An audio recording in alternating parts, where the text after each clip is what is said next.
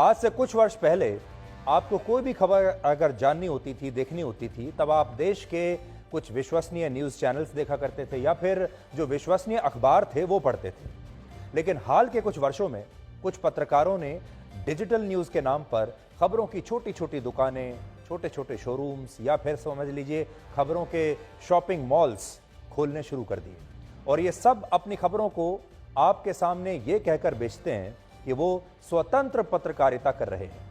इनमें से ज्यादातर लोग वो हैं जो छोटी छोटी न्यूज़ की दुकानों के जरिए भारत विरोधी खबरें आपके सामने पेश करते हैं।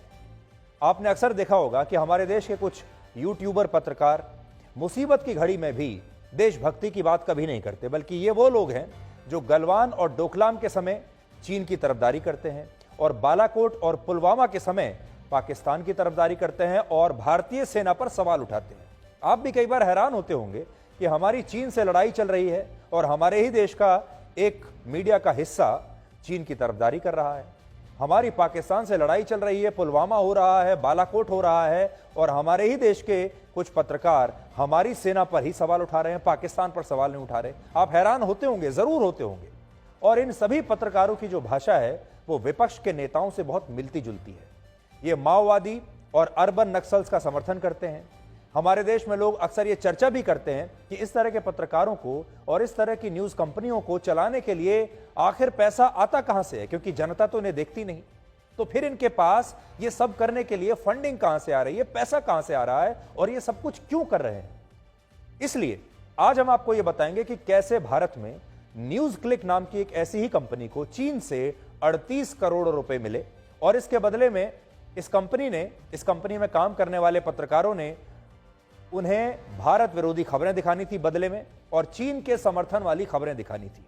ऐसी खबरें दिखानी थी जिससे भारत कमजोर हो और देश के लोगों में अपनी ही चुनी हुई सरकार के प्रति असंतोष फैले। इस कंपनी के जरिए गौतम नवलखा नाम के एक अर्बन नक्सल को 20 लाख रुपए मिले, तीस्ता सेतलवाड़ के परिवार को लाखों रुपए मिले और कई ऐसे पत्रकार जिन्हें आप अक्सर यूट्यूब पर सुनते रहते हैं, स्वतंत्र पत्रकारिता करते हुए ऐसे कुछ पत्रकारों को 45 लाख रुपए तक इस कंपनी से मिले। ये ऐसे पत्रकार हैं जो अक्सर अपने यूट्यूब वीडियो के जरिए जहर फैलाते हैं और कहते हैं कि आप उन्हें स्वतंत्र पत्रकारिता के नाम पर शेयर, लाइक और सब्सक्राइब कीजिए।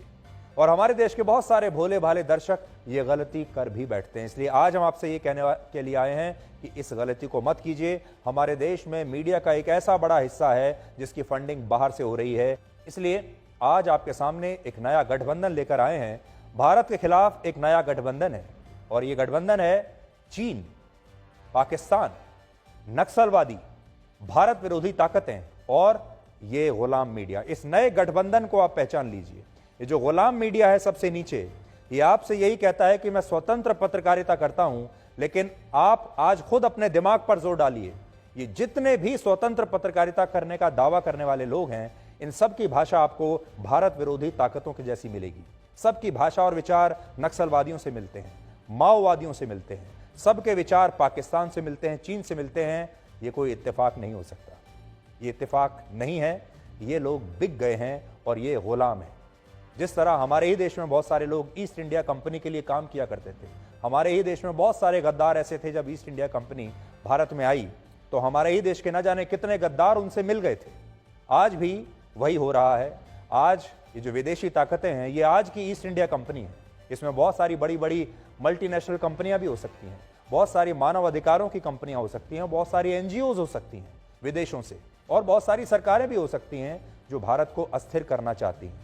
और ये सारा गुलाम मीडिया उनसे पैसा लेकर ठीक अपने ही देश के खिलाफ गद्दारी करने के लिए तैयार हो जाता है।